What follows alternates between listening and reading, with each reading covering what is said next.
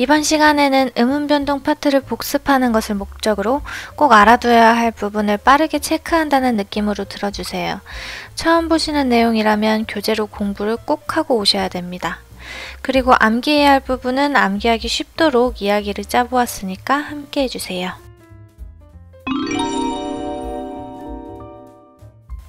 음운의 변동은 크게 4가지, 음운이 교체, 축약, 탈락, 첨가되는 모양으로 일어납니다. 지금부터 어떤 과정으로 어떻게 변동이 일어나는지 살펴볼게요. 음운의 교체. 음절의 끝소리 규칙. 음절의 끝소리, 종성은 가느다란 물방울만 가능하다. 기본이고요. 음절의 끝소리 규칙에서 가장 중요한 체크 포인트는 음절의 끝소리 뒤에 모음으로 시작하는 말이 왔을 때 어떻게 발음하냐는 것입니다. 음절의 끝소리에 홑받침이 오든 겹받침이 오든 단어 뒤에 형식 형태소가 나오면 그대로 연음해서 발음, 뜻이 있는 실질 형태소가 나오면 음절 끝소리 규칙을 적용하여 발음합니다. 그런데 여기서 더 주의해야 할 것은 시옷이 들어가는 겹받침 뒤에 형식 형태소가 오면 그대로 연음하는 것이 아니라 쌍시옷으로 교체한다는 것. 즉, 밑에 예시처럼 값을, 삭시, 골세라고 발음해야 맞습니다. 값을은 익숙해도 삭시, 골세 이런 건 발음이 좀 낯설죠? 달달 외우기보단 예시가 입에 붙도록 예시 전체를 소리내어 발음해 봅시다.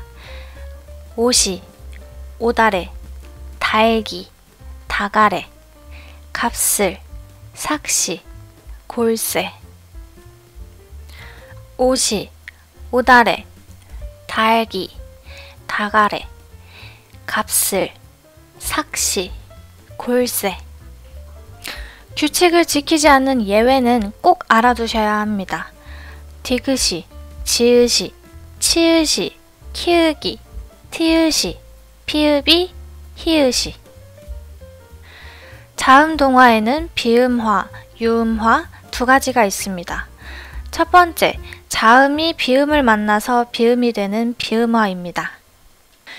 기역, 디귿, 비읍이 비음인 니은, 미음을 만나면 이응, 니은, 미음이 된다. 예로는 밥물, 국물, 닿는, 돕는 등이 있습니다. 저는 고디바 나미는 오나미라고 외웠습니다. 다시 한번 고디바 나미는 오나미. 또 비음이 되는 2번째 조건은 미음, 이응이 리을을 만나면 니은이 된다는 것인데 저는 미안, 리을, 나야 이걸로 외웠어요. 담력, 종로, 강릉, 학력 등이 예시입니다. 2번째 자음동화는 유음화인데요. 니은이 앞이나 뒤에서 리을을 만나면 니은도 리을이 되는 경우를 말합니다. 대표적인 예시로는 광활루, 난로, 천리, 물난리, 줄넘기, 생일날, 서울역 등이 있습니다. 여기서 가장 중요한 포인트는 유음화의 예외들입니다. 리을로 시작하는 한자어 접사가 붙었을 때 니은이 리을, 리을이 되는 게 아니라 역으로 니은, 니은으로 발음되는 경우입니다. 좀 말이 안 되는 스토리여도 도움이 좀 될 거예요. 상견례를 하자는 의견란에 결단력 있게 부모님 동원령을 내렸다. 횡단로에서 임진란의 이원론에 대해 고민하다가 사고가 나서 구근류를 재배하던 나의 생산량이 떨어졌다. 머릿속에 키워드들을 상상하셔야 효과가 있어요. 다시 한번. 상견례를 하자는 의견란에 결단력 있게 부모님 동원령을 내렸다. 횡단로에서 임진란의 이원론에 대해 고민하다가 사고가 나서 구근류를 재배하던 나의 생산량이 떨어졌다. 마지막으로 상견례를 하자는 의견란에 결단력 있게 부모님 동원령을 내렸다. 횡단로에서 임진란의 이원론에 대해 고민하다가 사고가 나서 구근류를 재배하던 나의 생산량이 떨어졌다. 국외음화 파트에서 체크하셔야 할 것은 국외음화가 적용되지 않는 경우들입니다. 국외음화는 음절의 끝소리 디귿, 즉 종성에 있던 디귿, 형태소 이, 야, 여, 요, 유를 만났을 때 지읒이 되는 걸 말하는데요. 예를 들면 미다지, 쇠붙이, 구지, 밭이 등이 있습니다. 위의 조건이 아니라 처음부터 DT라는 글자가 한 형태소라면 국외음화가 일어나지 않습니다. 견디다, 느티나무 등은 국외음화 없이 그대로 발음합니다. 형식 형태소가 아닌 의미가 있는 실질 형태소의 결합이어도 국외음화가 일어나지 않습니다. 대표적인 예로는 반니랑, 끝인사 등이 있습니다. 또한 모음 이나 반모음 이가 포함되지 않은, 즉 이, 야, 여, 요, 유가 아닌 다른 모음이 오면 국외음화가 일어나지 않습니다. 예를 들어서 겉으로, 밭을 등이 있습니다. 각각의 예시인 견디다, 느티나무, 반니랑, 끝인사, 겉으로, 밭을 발음이 익숙해지도록 한 번만 더 소리내서 따라해 보세요. 견디다, 느티나무, 반니랑, 끝인사, 겉으로, 밭을. 모음동화 파트에서 중요한 것은 이모음 역행동화, 즉 umlaut는 표준 발음으로 인정하지 않지만 너무 많이 쓰여서 표준어로 인정된 경우들이 있다는 것입니다. 한번 쭉 소리내어 따라해 봅시다. 냄비, 서울내기, 소금쟁이, 멋쟁이, 불을 댕기다, 동댕이 치다, 발목쟁이, 골목쟁이. 또 중요한 것은 이모음 순행동화, 즉 이중모음화 현상은 앞말의 이가 뒷말에 영향을 주면서 뒷말의 반모음이 첨가된 것입니다. 가끔 첨가가 아니라 교체라고 하는 문제들이 있으므로 염두에 두셔야 할 것 같습니다. 모음 조화는 아주 간단합니다. 퐁당퐁당, 풍덩풍덩. 교체, 대체의 꽃이라고 할 수 있는 된소리 되기 파트입니다. 된소리는 경음이라고도 하며 된소리에는 5가지 쌍기역, 쌍디귿, 쌍비읍, 쌍시옷, 쌍지읒이 있습니다. 된소리가 될 수 있는 자음은 안울림 소리, 기역, 디귿, 비읍, 시옷, 지읒인데요. 저는 고디바 사조라고 외웁니다. 지금부터 고디바 사조가 꼬띠빠 사조가 되는 5가지 경우를 배워봅시다. 첫 번째, 고디바 사조가 고디바 사조와 만났을 때, 예로는 국밥, 역도, 꽃다발 등이 있습니다. 두 번째, 어간의 끝소리 나만이 고디바 사조랑 만났을 때, 예로는 삶고, 안고, 담고 등이 있습니다. 이때 주의해야 할 것은 어간의 끝소리일 때라는 겁니다. 뒤에서 한 번 더 짚고 넘어가겠지만 손짓이나 산길 등 니은 미음으로 끝나는 말과 안울림 소리로 시작하는 말이 만나서 만들어진 합성어, 어간 어미의 만남이 아닌 합성어 형태에서 생기는 된소리는 사이소리 현상입니다. 그 다음 3가지 경우는 다 리을과 관련이 있습니다. 어간의 끝소리가 리을 비읍, 리을 기역, 리을 티읕, 즉 롱바게트일 때 뒷말이 고디바 사조이면 꼬띠빠 사조가 됩니다. 예시를 들자면 막다, 맑고, 밟다, 핥다 등이 있습니다. 겹받침 발음에 대해서는 뒤에 좀 더 자세히 살펴봅시다. 관형사형 리을 뒤에 오는 고디바 사조 또한 된소리가 됩니다. 예로는 할 것을, 갈 곳 등이 있습니다. 마지막으로 한자어의 리을 받침 뒤에 고디바 사조도 된소리가 됩니다. 예로는 갈등, 발동, 일시, 갈증 등이 있습니다. 저는 이 세 개를 한 번에 롱바게트 할고 싶은데 사줄 거지? 갈등 중이야 라고 외웠는데요. 좀 변태 같아 보여도 괜찮은 방법인 것 같아요. 음운의 축약. 두 음운이 합쳐져서 하나의 음운으로 줄어 소리가 나는 현상. 음운 축약에는 자음 축약과 모음 축약이 있습니다. 자음 축약은 거센 소리 되기라고도 하는데 거센 소리는 딱 4개, 치읓, 키읔, 티읕, 피읍이 있습니다. 주의해야 할 것은 쌍자음은 된 소리지 거센 소리가 아니라는 점입니다. 따라서 자음 축약으로 쌍자음이 된다거나 하지는 않습니다. 자음 축약은 발음으로만 나타나며 표기에는 반영이 되지 않으며 가다, 바자가 히읗이나 히읗 겹받침들이랑 만나면 카타, 파차가 되는 현상을 말합니다. 예로는 국화, 노타, 많다 등이 있습니다. 음절 끝소리 규칙에 의해 디귿으로 발음되는 사자, 차타도 마찬가지입니다. 예로는 옷 한 벌, 낫 한 때, 꽃 한 송이 등이 있습니다. 모음 축약은 두 모음이 줄어 한 음절이 되는 것이며 표기에도 반영이 됩니다. 예로는 그리, 그려, 되었다, 됐다, 먹이, 먹여, 보, 알아, 봐라 등이 있습니다. 음운의 탈락. 두 음운이 만나면서 한 음운이 사라져 소리가 나지 않는 현상.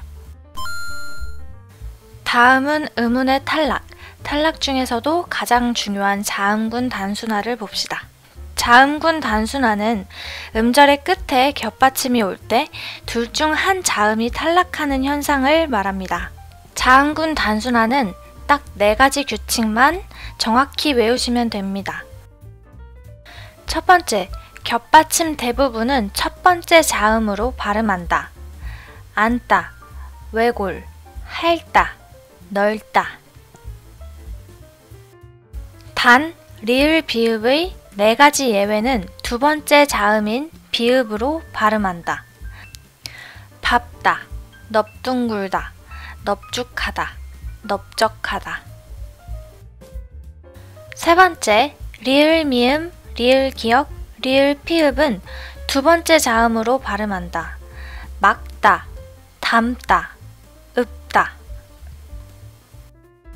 저는 막갑하는 둘째 형님이 짱이라고 외웠습니다.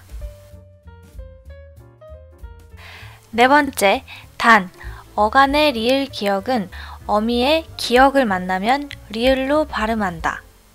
맑고, 읽고, 묽고. 여기서 주의해야 할 점은 흑과처럼 어간의 리을 기역이 아니면 적용되지 않는 규칙이라는 것입니다. 규칙을 외우는 것도 중요하지만 예시들을 자주 소리내어 발음해보고 그 소리에 익숙해지는 것도 굉장히 중요합니다. 앉다, 외골, 할다, 넓다, 밥다, 넙둥글다, 넙죽하다, 넓적하다, 막다, 담다, 읍다, 맑고, 읽고, 묽고. 자음 탈락은 리을 탈락과 히읗 탈락이 있습니다. 먼저 리을 탈락입니다. 첫 번째로 울다, 살다, 놀다 등 어간의 끝소리가 리을인 용언들이 니은, 리을, 비읍, 시옷, 오로 시작하는 어미를 만났을 때 리을이 탈락되는 현상입니다. 울다 뒤에 니은으로 시작하는 어미가 오면 우니, 우냐처럼 리을이 탈락되는 걸 보실 수 있습니다. 그리고 받침 리을은 잠시 건너뛰어서 울다가 플러스 받침 비읍으로 시작하는 어미를 만나면 웁니다처럼 리을이 탈락하는 걸 볼 수 있습니다. 울다 플러스 시옷은 우시다, 울다 플러스 오는 우오에서도 마찬가지지요. 다시 돌아가서 리을 받침의 예시를 보시면 울까, 울지언정, 울뿐더러, 울수록 등 결과만 보면 단어에 리을 받침이 있으므로 리을 탈락이 된 상태라는 게 쉽게 이해가 가지 않을 수 있습니다. 예시에서 보이는 리을은 어미에서 붙은 리을입니다. 리을까, 리을지연정, 리을뿐더러, 리을수록 등은 앞말에 받침 리을을 붙이는 어미이기 때문입니다. 어간의 리을은 탈락된 상태입니다. 여기서 더 주의해야 할 것들은 받침 리을이 아닌 그냥 리을로 시작하는 어미들입니다. 려고, 리라, 렵니다 등 받침 리을과는 상관없는 어미를 만날 때는 용언에서 리을 탈락이 일어나지 않습니다. 울려고, 울리라, 울렵니다 등이 그 예입니다. 두 번째 리을 탈락 현상은 파생, 합성 시에 자음, 니은, 디귿, 시옷, 지읒 앞에서 리을이 탈락되는 경우입니다. 솔, 나무, 소나무, 바늘, 질, 바느질. 하지만 불규칙적인 현상으로 리을이 탈락되지 않는 경우도 많습니다. 다음은 히읗 탈락입니다. 가장 어려운 부분 중 하나인데요. 딱 두 가지만 주의하시면 됩니다.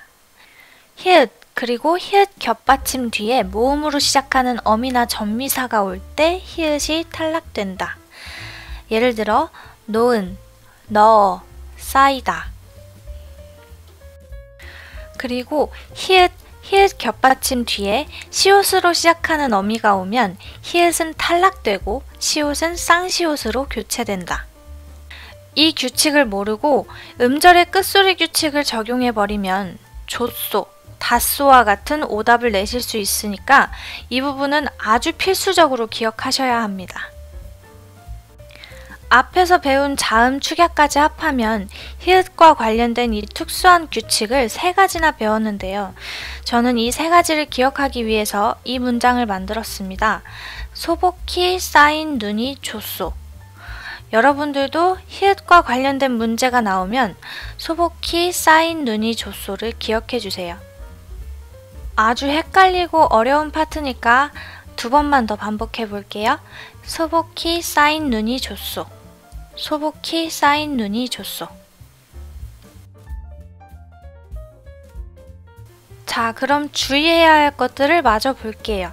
모음이나 시옷, 그리고 자음 축약이 일어나는 고디바조가 아닌 다른 자음들이 올 때는 평범하게 원래 알던 대로 하시면 되는데 히읗 받침 뒤에 자음이 올 때는 음절의 끝소리 규칙, 즉 교체를 적용하여 논는의 경우 논는으로 논는은 다시 비음화, 고디바 나미는 오나미를 적용하여 논는으로 바뀌죠.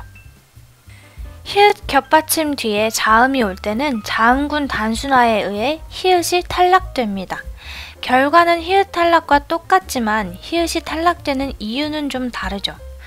끊는, 끓는 등을 예로 들 수 있습니다.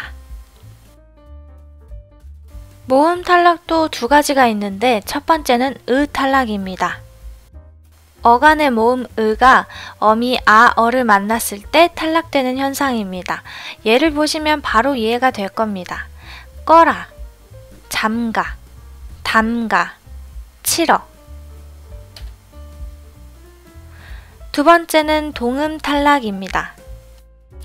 동일한 모음이 연속될 때 그 중에 하나가 탈락이 됩니다. 가서, 타라. 음운의 첨가, 본디 없던 음운이 새로 덧붙는 일. 마지막으로 음운의 첨가입니다. 음운의 첨가에는 이중모음화와 사이소리가 있습니다.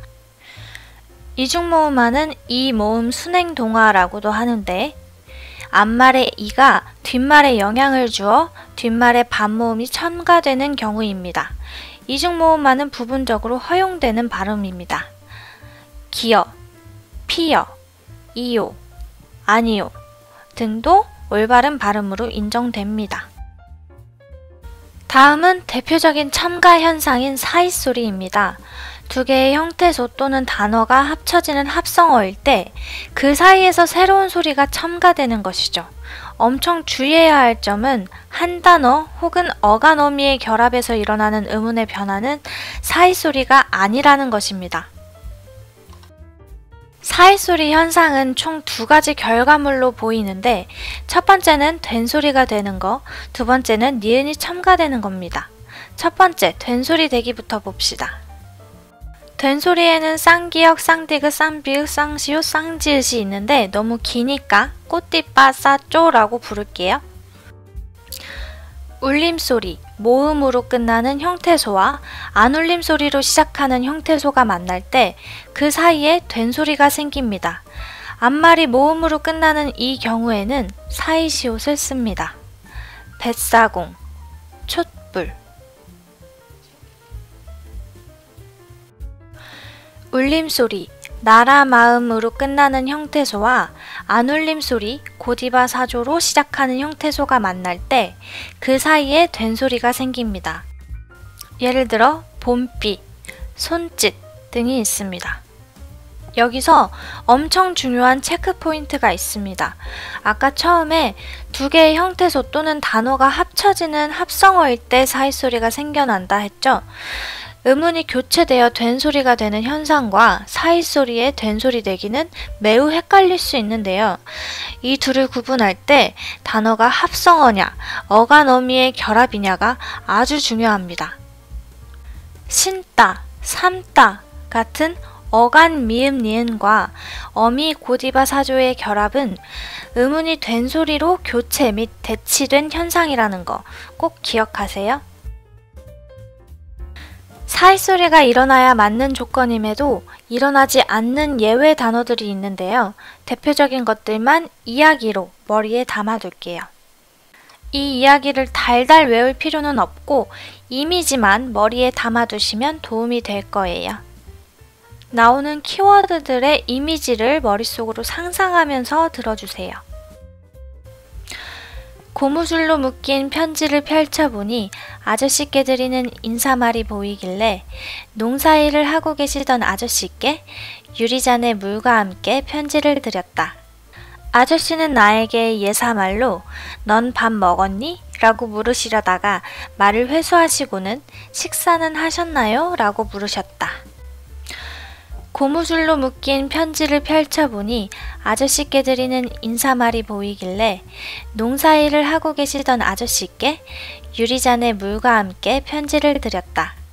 아저씨는 나에게 예사말로 넌 밥 먹었니? 라고 물으시려다가 말을 회수하시고는 식사는 하셨나요? 라고 물으셨다.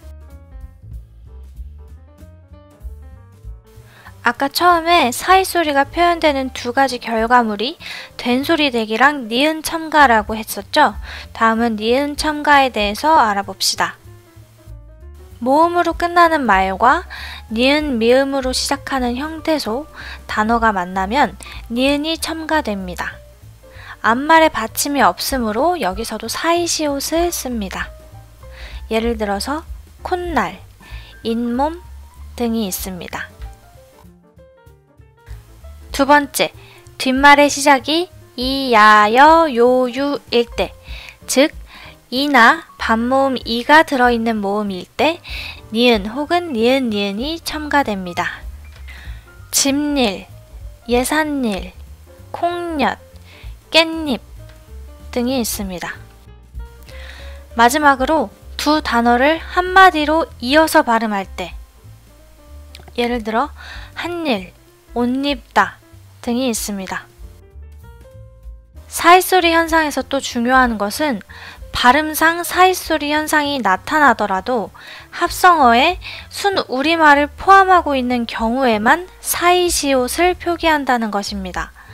예를 들어서 순 우리말이 포함되어 있는 귓밥, 귓병, 예산일 등에는 사이시옷을 표기합니다. 한자어와 한자어가 만났을 때는 발음상 사이소리 현상이 나타나더라도 사이시옷을 표기하지 않는다는 거 주의하시고요. 여기에는 또 예외가 있습니다. 다음 6개의 한자어에서만 사이시옷을 표기합니다. 단 6개 뿐이니까 이것도 반드시 외워두세요. 이번에도 역시 기억에 도움이 되시라고 이야기를 만들어 보았는데요. 이미지를 상상하셔야 도움이 되니까 최대한 상상의 나래를 펼쳐보세요. 툇간 가장 끝쪽 곳간 옆방에 셋방을 얻었는데 크기가 찻간보다도 작아서 아버지가 또 숫자 계산을 잘못하고 계약하셨나 싶었다. 이런 아버지의 실수 횟수는 나날이 늘어갔다. 툇간 가장 끝쪽 곳간 옆방에 셋방을 얻었는데 크기가 찻간보다도 작아서 아버지가 또 숫자 계산을 잘못하고 계약하셨나 싶었다. 이런 아버지의 실수 횟수는 나날이 늘어갔다.